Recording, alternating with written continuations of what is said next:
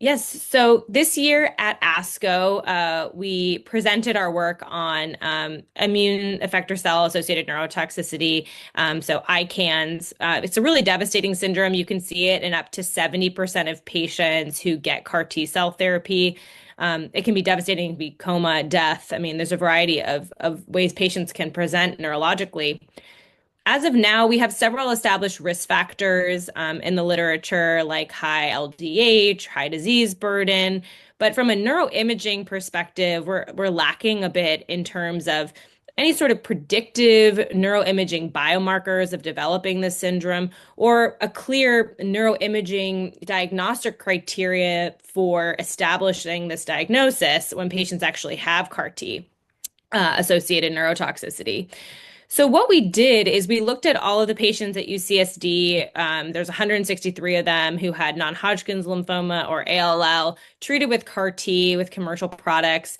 About half of them developed ICANS.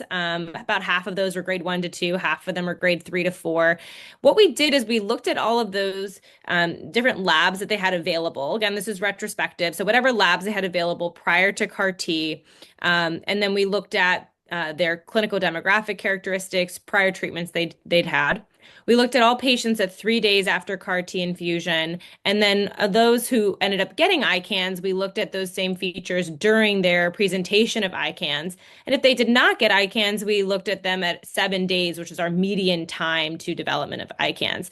So we looked at these different time points to look at imaging features as well as serum, so blood-based biomarkers, labs that we had available, and then also clinical presentation. So the take home was really that prior to CAR T cell therapy, we saw that intrathecal chemotherapy actually increased the risk of developing ICANS, and then also elevated LDH, which was previously established in the literature. We saw that cytokine release syndrome severity was associated with ICANS severity.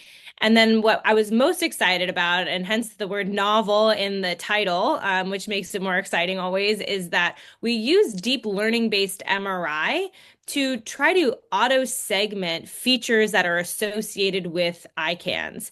So I work with a brilliant radiologist, Jeff Rudy at UCSD, and he's developed a deep learning-based algorithm that he's applied for other neurologic conditions like glioma and brain metastases. And basically, we're developing this to be applied for ICANS in order to identify again and segment out features that can be associated with development of ICANS. So we looked at 93 MRIs after CAR T cell therapy.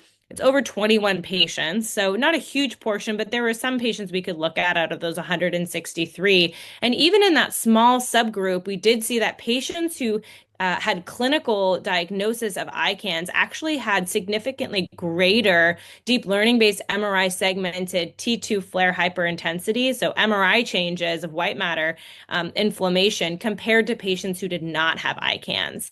And so while it's all very exciting preliminary data, it really just speaks to the fact that I think we need more regimented neuroimaging to really answer this question and come up with a clear, comprehensive phenotype of both serum and neuroimaging features of ICANS. And I'm very excited that now we're starting to actually, we're in the process through the startup process of actually opening a trial at UC San Diego.